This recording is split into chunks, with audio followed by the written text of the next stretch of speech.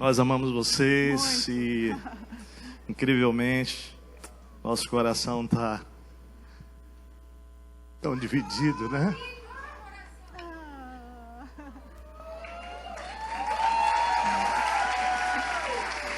Tão dividido, né?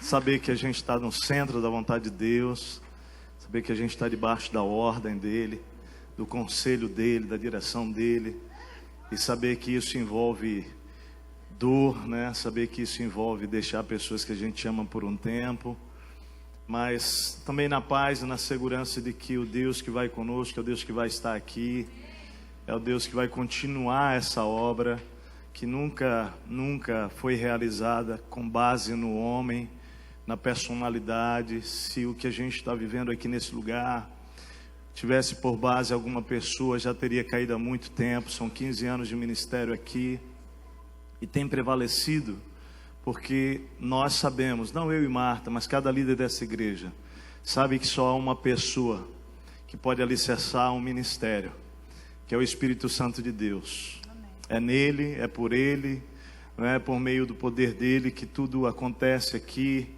tem acontecido na vida de cada um de nós. É muito difícil saber o que dizer num culto como esse. Nós passamos realmente muito tempo, não foi essa semana, mas 3 semanas pelo menos orando e dizendo o que dizer, Pai, naquele domingo do dia 13, não é? Amanhã nós embarcamos, o voo é 6h40, a gente chega às 3h40 da madrugada de hoje para amanhã, no aeroporto, e temos perguntado para o Senhor o que dizer, o que falar num momento como esse. Para aqueles que estão aqui e não sabem, nós tivemos o cafuné de Deus, a gente gosta de usar esse termo, né? De receber uma bolsa de estudos para uma imersão na língua inglesa.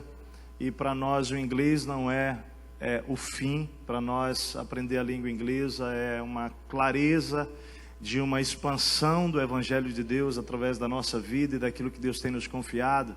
É um meio para um fim muito maior, que é poder abençoar as nações dessa terra, não é? A partir desta igreja e tudo que Deus já está falando. Então nós estamos indo para uma universidade no Texas, em Dallas. Queria que vocês orassem, porque esse é um grande gigante que nós temos que vencer nos próximos 8 meses. A nossa gratidão, ela é enorme a essa igreja, enorme a liderança dessa igreja, por nos confiar esse tempo. Eu quero dizer que eu sei que vocês estão sendo generosos conosco, em nos dar essa oportunidade. Por entender claramente que Deus quem trouxe essa oportunidade, nós somos aqui servos dele, obedientes a ele, mas a nossa gratidão mesmo a cada um de vocês por tanto amor, manifesto de múltiplas formas. Cada um de vocês, o coração, a vida, o cuidado, o carinho daqueles que estão próximos fisicamente, daqueles que não estão tão próximos fisicamente de nós, mas nós sentimos a proximidade do coração.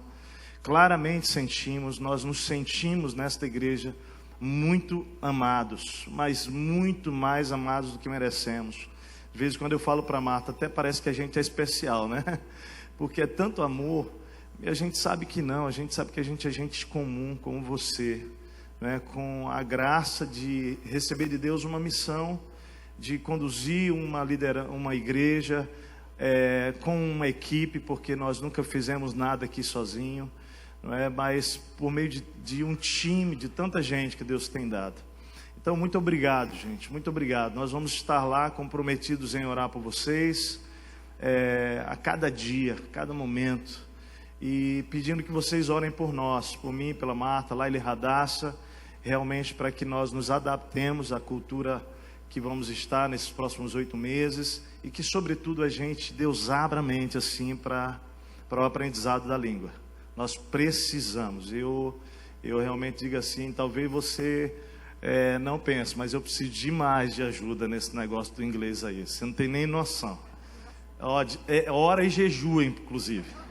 Jejua, por favor, porque tem que ser uma manifestação sobrenatural. Tá bom? Eu agradeço muito a Deus pela vida da Clélia. Clélia, obrigado pela tua vida.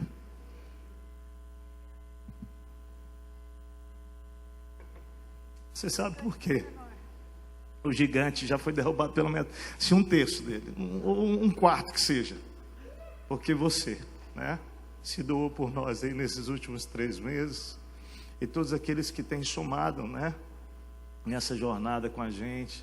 Michele, que insistentemente já se doou tanto por nós, né, Michele? Vou dizer, a Michele, ela falou assim, meu Deus do céu. Michele e Enchene são os mais encorajadores nossos para essa língua. Obrigado. Vocês nunca desistiram de acreditar na gente.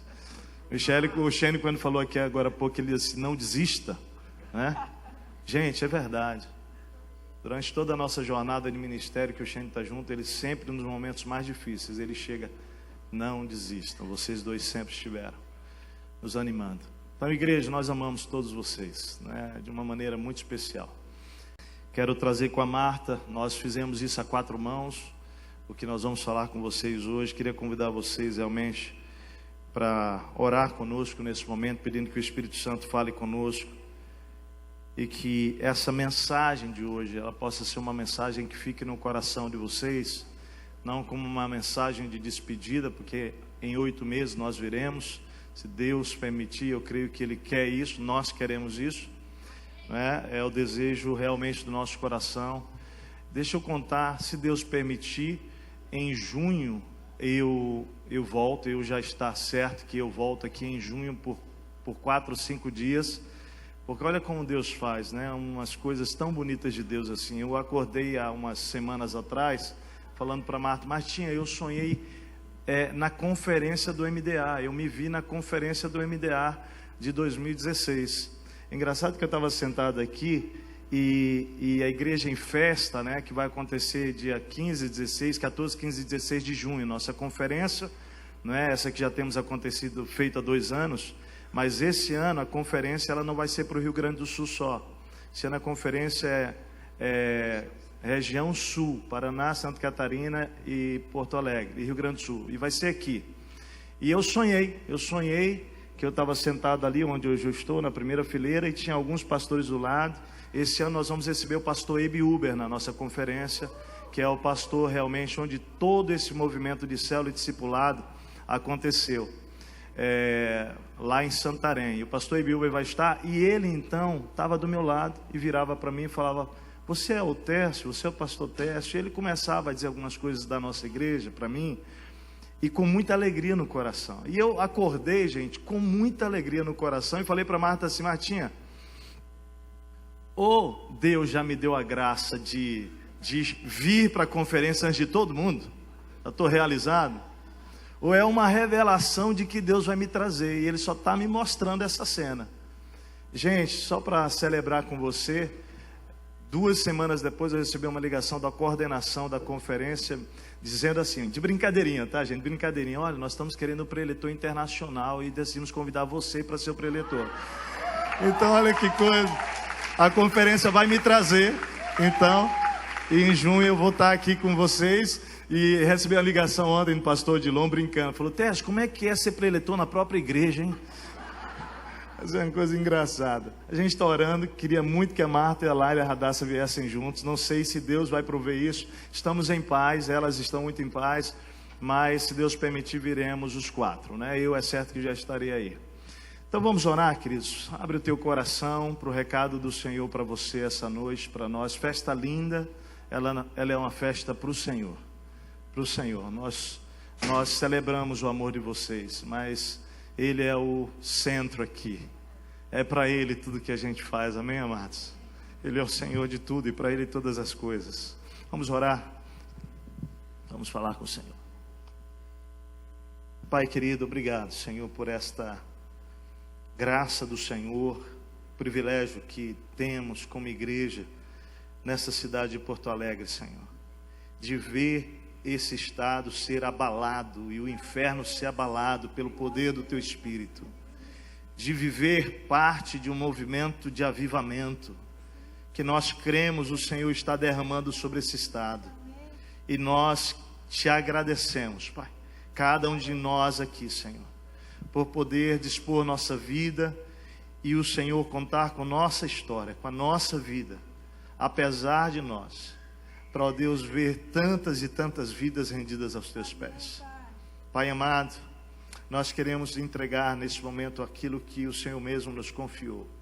Pedimos que o Senhor prepare, Deus, aquilo que o Senhor quer falar conosco aqui. Que Teu Espírito Santo possa, Senhor, com muita tranquilidade, paz, clareza, trazer, Senhor, sobre o coração da Tua igreja o Teu recado, a Tua mensagem. Pai amados, obrigado, Senhor. Obrigado por tantas e tantas vidas rendidas aos Teus pés. Obrigado por uma igreja tão amorosa, uma igreja que Te ama, Senhor, apaixonada por Ti. Uma igreja que tem entendido que o sentido da vida, Senhor, é amar, cuidar e multiplicar discípulos de Jesus. Ó Deus, que nós precisamos estar apaixonados sobretudo por Ti, o noivo, o nosso Senhor.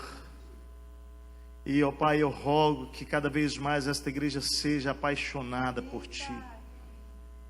Que o Senhor ganhe o coração de cada vida, Senhor, cada dia mais.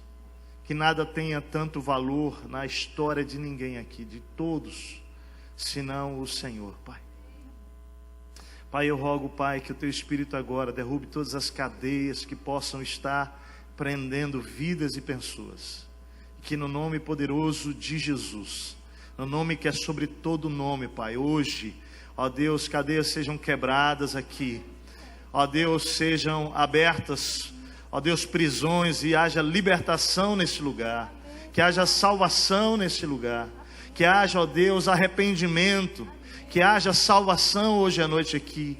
Que haja comprometimento esta noite. Ó Deus, que a Tua igreja, Senhor, possa conscientemente, Pai, dar passos ainda maiores na direção do noivo.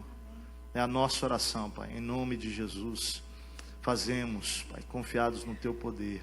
Amém, Senhor, amém e amém. Antes de começar, queria também falar uma coisinha. Oi. E essa semana foi uma das semanas mais, eu acho que mais intensas no sentimento de viver a Igreja de Jesus para nós.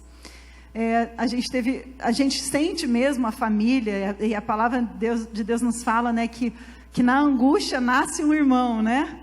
Então, normalmente, nos momentos de maior dificuldade, a gente sente mais de perto as pessoas que a gente ama, a família de Deus, né? E vocês são nossa família.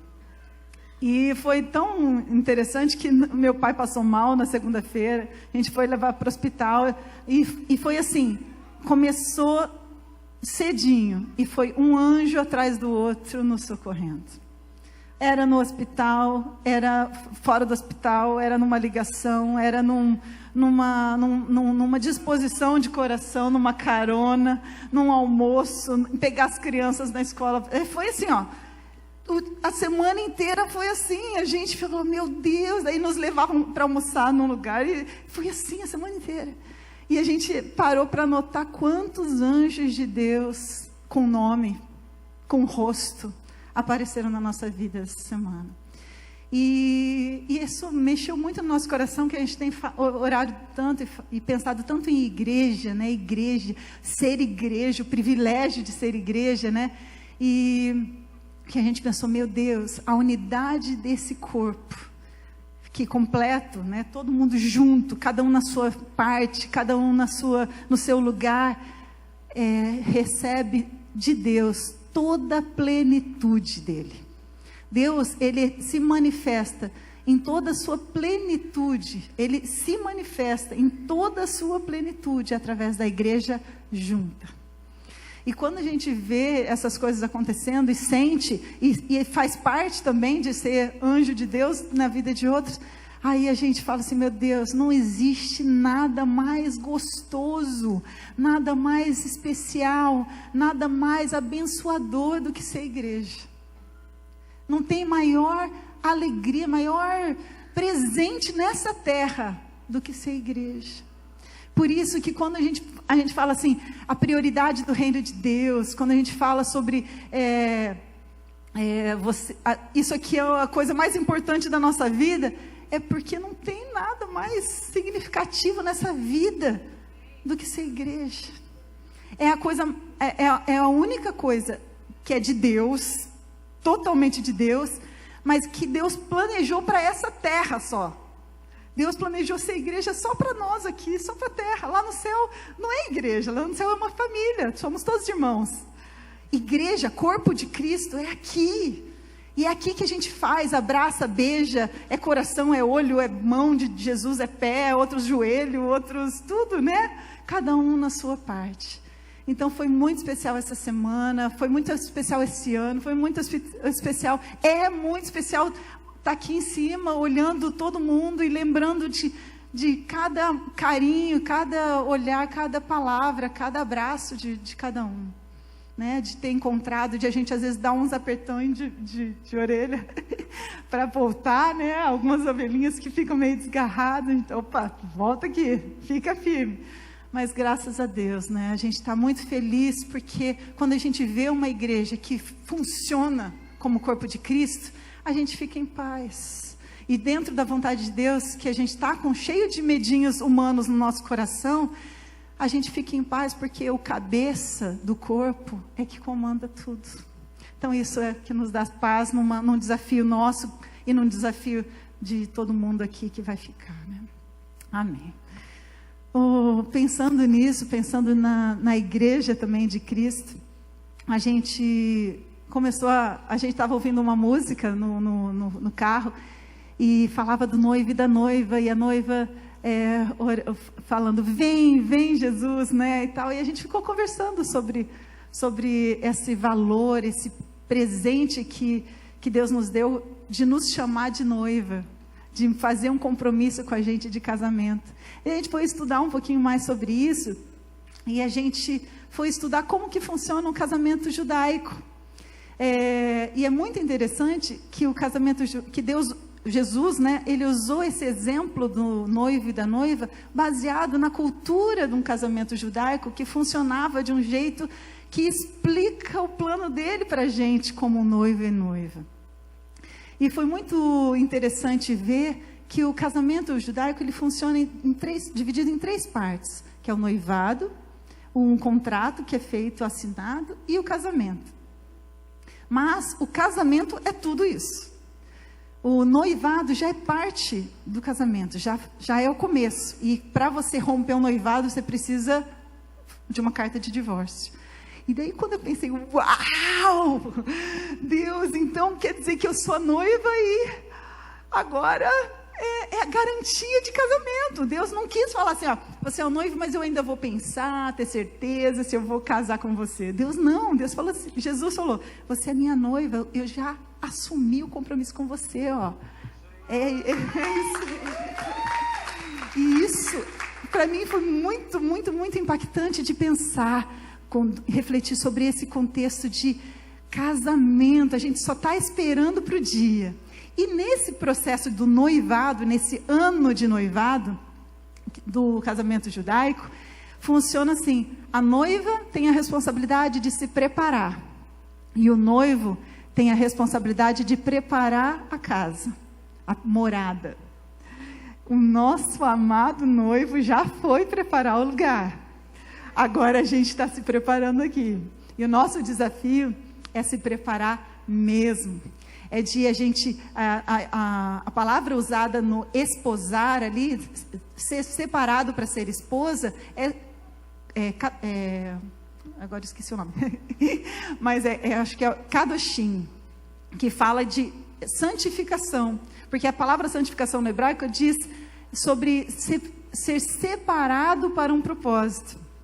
Ser separado. Então, no casamento, a noiva, ela é separada para o noivo, para ser santificada, para ser cuidada. Então, o nosso ano de espera, que a gente não sabe até quando vai, é de santificação, de busca, de expectativa, né? Marcado por 3 características importantes desse ano, que é preparação, fidelidade, porque meu coração tem que estar ali, ó, apaixonado, batendo forte pelo meu noivo, e expectativa. Eu quero esperar que aquele dia chegue logo. E a gente começou a pensar sobre isso, e pensando assim, eu me lembrei da minha juventude, onde eu falei muitas vezes, até também, Tomara que Jesus chegue depois da gente casar. Tomara que a gente consiga ter filhos antes de Jesus voltar. E aí a gente vê uma imaturidade no nosso coração, ou mesmo no nosso amor por Cristo, quando a gente considera planos tão pequenos, coisas tão bobas, perto da grandeza da expectativa do noivo chegar. E quando a gente pensa nisso, a gente olha para uma noiva, a noiva, quando ela está esperando o casamento, ela não pensa em outra coisa. O meu noivado durou um ano, a gente namorou 1 ano e 8 meses, mas o nosso noivado mesmo durou quase 1 ano.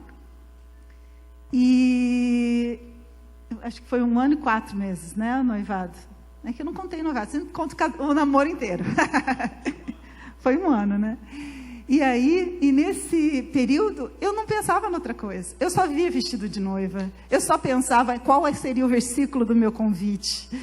E eu só pensava em como seria a cerimônia, que coisa especial que faria, que homenagem a gente faria para os pais, para os padrinhos, como que a gente falaria. Era só isso que passava na minha cabeça. Quando a gente se comunicava muito por cartinha de amor. E o Tércio escrevia pra caramba.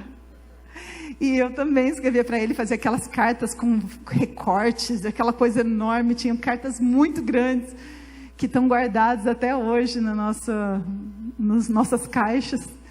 Mas cartas que eram lidas e relidas mesmo para... que vontade, que dia! E sempre no fim da carta, está chegando o dia, está chegando a hora. E a gente escrevia um para o outro, Era movido, nosso coração era movido por esse amor, de expectativa dessa chegada do grande dia. E quando a gente olha para nós como noiva de Cristo, não tem como não pensar assim. Como que está o nosso coração diante da expectativa do nosso noivo? Como que está o nosso coração na preparação para o nosso noivo? Como que está o nosso coração em relação à fidelidade do nosso noivo? E a gente queria conversar um pouquinho sobre isso. Uma característica muito interessante do noivado judaico também é que o noivo, ele chegava de surpresa depois de 1 ano. Quando completava 1 ano, mais ou menos, ele estava para chegar. Ele poderia chegar a qualquer momento e a noiva tinha que estar preparada e todos os cerimoniais preparados para o momento surpresa. E era surpresa. Eu imagino que deve ser muito interessante isso. E quem escolhia o horário dessa chegada do noivo era o pai do noivo. Você está vendo como Jesus, ele falava sobre isso e todo mundo entendia o que era. A gente nem tanto. Quando Jesus fala assim, olha, eu vou chegar de surpresa como um ladrão, ninguém vai estar esperando. Mas ninguém sabe a hora, só o pai. Né? A gente não entende alguns detalhes, porque às vezes a gente não conhece um pouquinho da cultura, então foi tão gostoso ler e falar, Senhor, que especial, que gostoso ser a noiva de Jesus, né? Mas eu queria falar um pouquinho com vocês sobre o primeiro ponto, né? Que seria a preparação dessa noiva para um encontro com o noivo. Quando a gente pensa nessa preparação, a gente pensa muito, eu pensei muito, na hora, eu lembrei de Esther. Apesar de Esther, ela está inserida numa cultura persa, uma cultura do mundo antigo, que não era uma cultura judaica, mas tinha também essa preparação, né? Essa preparação, esse tratamento de beleza que as mulheres passavam antes do encontro com o futuro, no caso dela, o futuro possível rei, o marido dela. E aí, quando as mulheres todas ficavam em preparação ali por 1 ano, 6 meses com óleos aromáticos, essenciais, e depois com perfumes e cosméticos, mais 6 meses, 1 ano de preparação para um encontro com o rei, porque ela tinha que estar perfeita, ela tinha que estar transbordante, ela tinha que estar iluminada.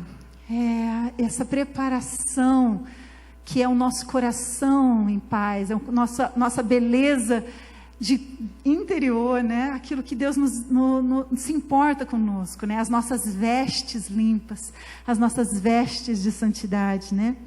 E a gente lê o texto de Efésios 5, 25 a 32, fala ali de um revestir do novo homem. E olhando para a noiva de Cristo, que está falando de uma veste de bondade, de compaixão, uma veste que não... Desculpa, em Colossenses fala dessas vestes, mas em Efésios 5, que eu coloquei aqui, era muito importante, naquele momento, falar sobre que a noiva e o noivo, o marido e a esposa, o marido, ele tinha sido colocado ali por Deus para santificar. E nesse texto, eu quero ler com vocês, tá? Para a gente refletir sobre o relacionamento do homem e a mulher, falando de Jesus e a igreja, tá? A gente vai falar sobre mulher e marido aqui, mas eu quero que a nossa mente esteja para o mistério, né? O mistério de Deus, que é Cristo e a igreja. A partir do 25 ali. Maridos, ame cada um a sua mulher, assim como Cristo amou a igreja e entregou-se por ela, para santificá-la, tendo-a purificado pelo lavar da água mediante a palavra, e para apresentá-la a si mesmo como igreja gloriosa, sem mancha e nem ruga, ou coisa semelhante, mas santa e inculpável. Uau! Né? Da mesma forma, os maridos devem amar cada um a sua mulher como seu próprio corpo. Quem ama sua mulher ama a si mesmo. Além do mais, ninguém jamais odiou o seu próprio corpo, antes o alimenta e dele cuida, como também Cristo faz com a igreja, pois somos membros do seu corpo. Por essa razão, o homem deixará o pai e a mãe e se unirá à sua mulher, e os dois se tornarão uma só carne. Este é um mistério profundo. Refiro-me, porém, a Cristo e à igreja. Portanto, cada um de vocês também ame a sua mulher como a si mesmo, e a mulher trate o marido com todo respeito.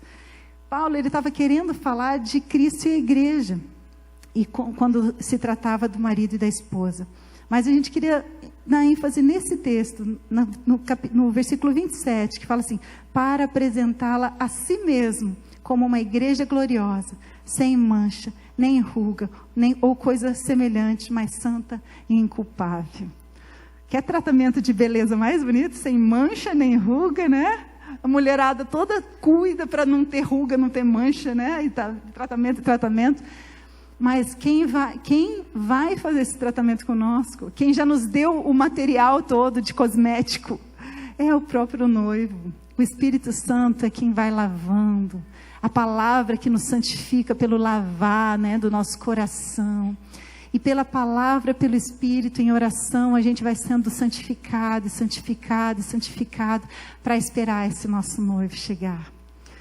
Eu acho lindo também quando Noemi fala para Ruth, no encontro dela, quando ela encoraja Ruth, fala: Ruth, vai lá se encontrar com Boaz. É um cara de Deus, né? Mais ou menos assim, falando no nosso jeito, né? É um cara de Deus, ele vai te cuidar, ele é um cara respeitoso, vai lá. Se veste bem bonita, se arruma, fique bem cheirosa e põe a sua melhor roupa e deita aos pés dele. Para ele te ver e já ficar, né? Demais. Ai, como a beleza da noiva enche os olhos do noivo. E eu quero ser com vocês, né, como a igreja, porque nós, como igreja, unidos, né, a gente consegue expressar essa beleza maravilhosa para o nosso noivo. E essa seriedade, esse compromisso, esse desejo sincero de se embelezar, precisa estar no nosso coração, para que no nosso encontro a gente possa estar deslumbrante, quando o noivo chegar e nos buscar, tá bom? É isso que eu queria encorajar vocês. Vai continuar aqui, espera um pouquinho.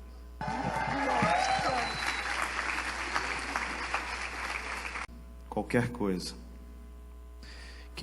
que atrapalhe a minha preparação para o meu noivo, eu preciso dizer não.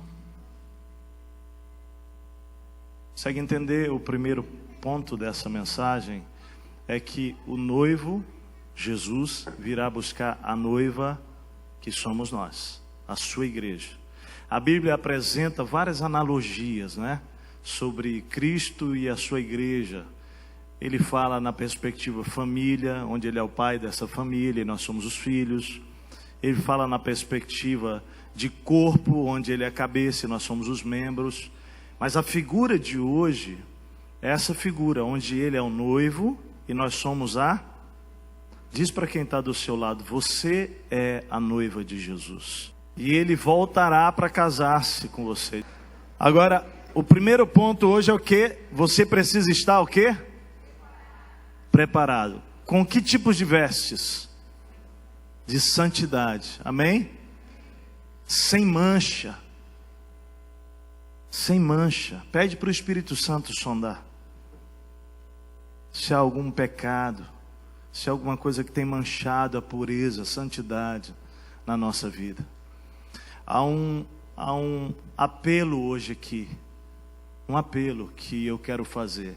Raramente eu uso essa palavra apelo, eu nem gosto dela, porque eu acho que a gente tem que se entregar para Jesus por amor, amém? Mas eu quero fazer um apelo hoje, eu e Marta, que nós, como noiva de Cristo, santifiquemos a nossa vida. Qualquer coisa que atrapalhe a sua preparação para o encontro com o noivo, tenha coragem de dizer não, e vai aparecer muita coisa no caminho, querendo sujar. Segundo sentimento, característica da noiva que a gente queria destacar hoje é a profunda fidelidade, a lealdade. A noiva precisa aguardar o noivo com o coração e o compromisso de fidelidade. Amém? Lealdade. Como guardar-se para o noivo, de maneira que você mantenha essa fidelidade, essa lealdade no seu coração ao noivo. E aí você pode fazer uma analogia simples realmente com a relação de um noivo e de uma noiva, que aguarda com expectativa esse casamento, esse momento em que tantas oportunidades vão surgir para que realmente no meio do caminho dessa jornada da expectativa entre o noivado e o casamento, a lealdade, a fidelidade ao amor daquele noivo, ao amor daquela noiva seja quebrada. Deus chama a sua igreja, nos chama a manter esse coração muito claro em relação a nos mantermos fiéis ao noivo, mantendo a chama acesa desse amor, não é? Esse relacionamento diário com o Espírito Santo, amado, é o que vai fazer com que nós nos mantenhamos focados em relação ao noivo. Reler as cartas de amor. Onde é que estão as cartas de amor do nosso noivo? Releia as promessas do noivo. Ele disse que ele voltará, amém, igreja? Leia as promessas que estão aqui. Em todo o tempo ele promete, queridos, que ele vai voltar para buscar a sua noiva. Não desista no meio do caminho. Não pare no meio da jornada. Não se entregue a outro homem. Não se entregue a outro Deus. Não se entregue a outro amante. Apenas ao Senhor. Eu acho que um dos grandes desafios que nós vivemos no mundo atual é a fidelidade. Sim ou não, gente? Os casamentos, eles estão cada vez mais frágeis. Se você já está no seu segundo, terceiro, quarto, quinto casamento, deixa eu te dizer, Deus perdoa você se você não crê em Jesus até hoje, amém? Deus perdoa o teu tempo de ignorância, mas olha para mim aqui, se você quer recomeçar a sua jornada, faz uma aliança e entenda que casamento é para ser eterno, é para ser para sempre. Hoje as coisas estão tão falidas para a sociedade e a instituição família, que é um projeto divino, está sendo tratado com tanta leviandade, não é? De uma maneira tão volúvel. Mas amado, é tão lindo olhar para a Bíblia, para a Escritura e perceber que o noivo, como a Marta colocou aqui, ele já fez uma aliança conosco, um contrato conosco. Deixa eu explicar onde é que está isso. Lá em Efésios capítulo 1, versículo 21 e 22, diz que aquele que ouviu e creu no Evangelho, foi selado com o Espírito Santo da promessa, amém? E o versículo 22 diz que ele é a garantia de que o noivo virá. De que você pertence a alguém, de que você pertence ao noivo. Você quer saber qual é a garantia de que o noivo voltará? Sabe qual é a aliança? Sabe qual é o selo? É o Espírito vivendo em você. É o Espírito em você que garante, meu amado, que você foi selado e marcado como a noiva de Cristo. Ele virá. É a garantia de que o noivo volta. Então, amados, nós precisamos investir nisso. A Marta estava comentando com vocês dessa visão do casamento judaico, em que o noivo, a função dele quando ele noiva com a noiva, é que ele tem a responsabilidade agora, até o dia do casamento, de preparar o lugar, a morada deles. Eu queria convidar você a ler comigo Apocalipse 21, de 10 a 14. Convidar você a olhar um pouquinho para aquilo que o noivo tem preparado para você e para mim. Jesus declara isso, né? Que Ele vai nos preparar o quê? Uma morada, um lugar. Então olha que lindo, quando a gente olha para Apocalipse 21, versículo 10 a 14, 21 a 27, diz assim: João falando da visão que ele recebe, que é revelação sobre o céu, não é? Ele diz: Ele me levou no Espírito a um grande e alto monte, mostrou-me a cidade santa, Jerusalém, que descia dos céus, da parte de Deus. Ela resplandecia com a glória de Deus, e o seu brilho era como o de uma joia muito preciosa, como jaspe, clara como cristal. Tinha um grande alto muro com 12 portas e 12 anjos junto às portas. Nas portas estavam escritos os nomes das 12 tribos de Israel. Havia 3 portas ao oriente, 3 ao norte, 3 ao sul e 3 ao ocidente. O muro da cidade tinha 12 fundamentos, e neles estavam os nomes dos 12 apóstolos do Cordeiro. As 12 portas eram 12 pérolas, cada porta feita de uma única pérola. A rua principal da cidade era de ouro puro, como vidro transparente. Não vi templo algum na cidade, pois o Senhor Deus Todo-Poderoso e o Cordeiro são o seu templo. Aleluia, né, gente? Não vai ficar pedra sobre pedra, e lá no céu, onde o Senhor está preparando o lugar, o templo é o Senhor e o Cordeiro.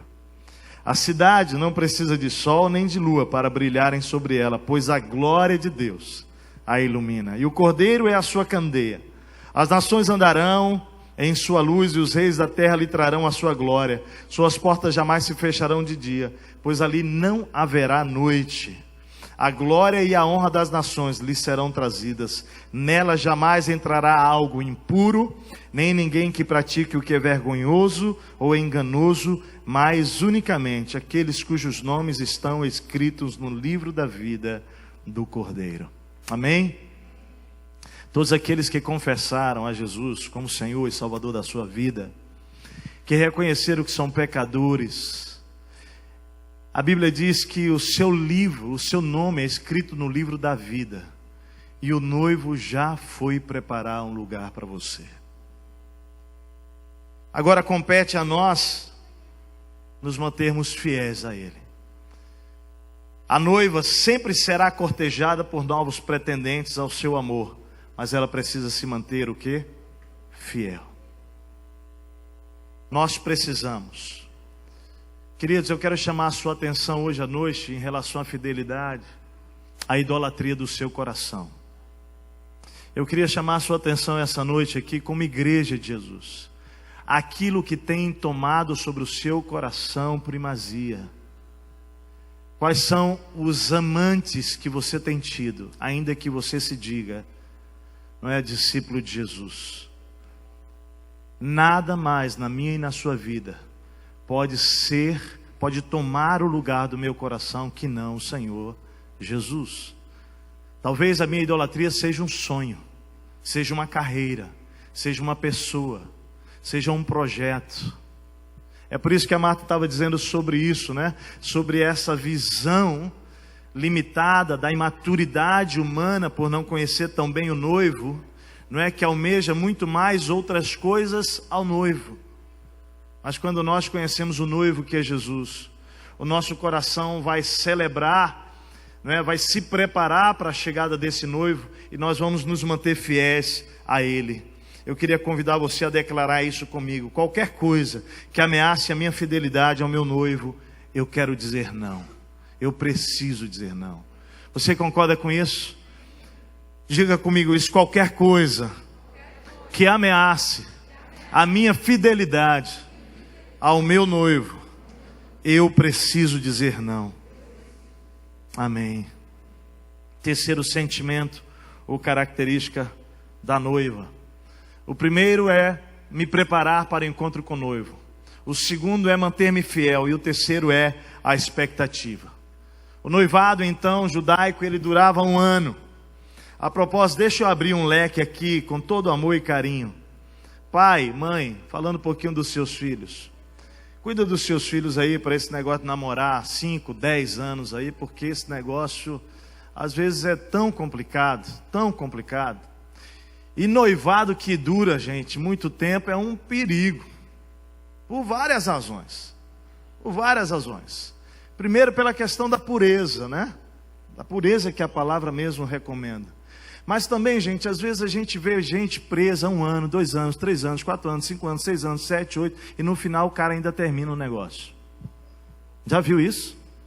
Por isso que dentro do contexto de Jesus, a coisa era muito rápida. Era 1 ano de noivado. Olha, gente, eu fui bem preciso nesse negócio. Martinha não lembrou da data, mas eu lembro direitinho. Lá em casa é invertido o negócio, né? Agora eu peguei a Martinha. Nós noivamos no Natal. No Natal. E nós casamos dia 6 de dezembro do ano seguinte. Então, menos de 1 ano, eu cheguei de surpresa.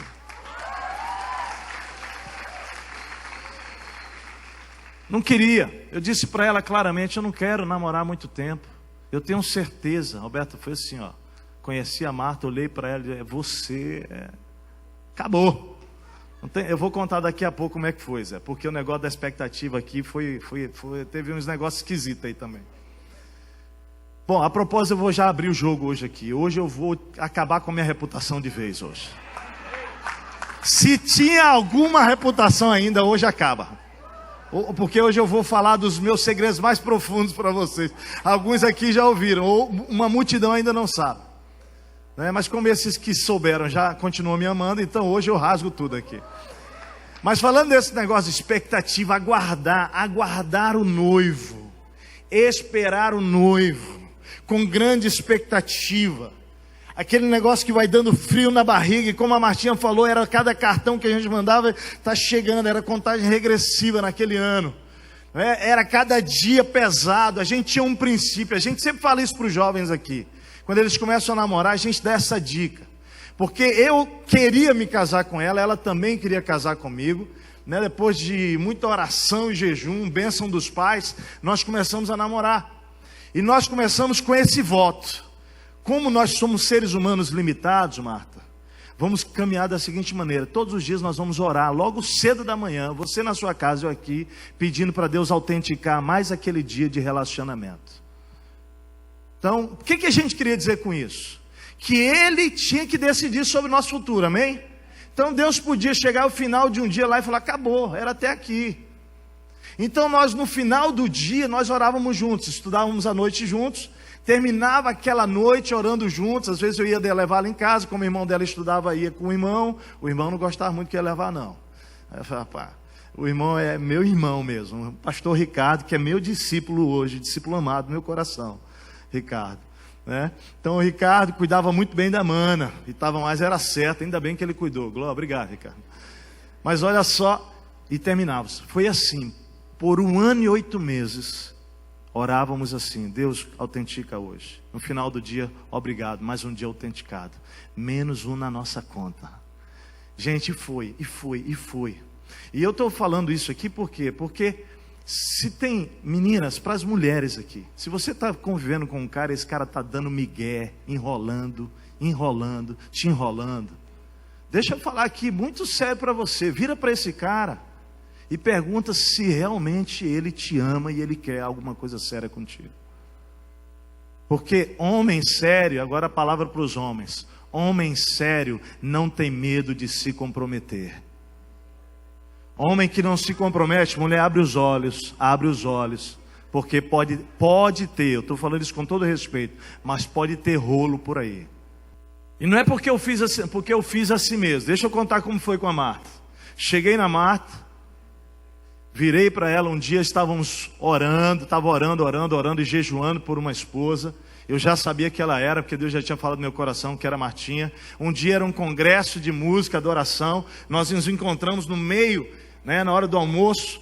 E aí ela estava de bobeira ali, eu de bobeira na frente do prédio, falando: "Ei, você não vai almoçar?" Tá, "Não, não vou almoçar não." Tá. Eu estava de jejum, não queria falar para ela, e ela estava de jejum também. Sabe pelo quê? Estava de jejum por mim, rapaz, eu não sabia. E aí o papo foi, a gente foi para uma praça e começamos a conversar, e eu fui bem objetivo com ela, mas bem claro. Eu disse para ela: "Marta, é o seguinte, eu quero me casar com você." Olha só, o cara sério, do namoro ele já vai para o casamento, não tem nem história. "Eu quero me casar com você." Disse para ela o dia e a data, dia 6 de dezembro do ano que vem, 10 horas da manhã, é assim. Rapaz, tu imagina, ela já ficou assim: "Ai, Jesus do céu. Ou é maluco ou é sério, né? Porque eu não quero fazer um negócio desse, o cara é sério, é maluco."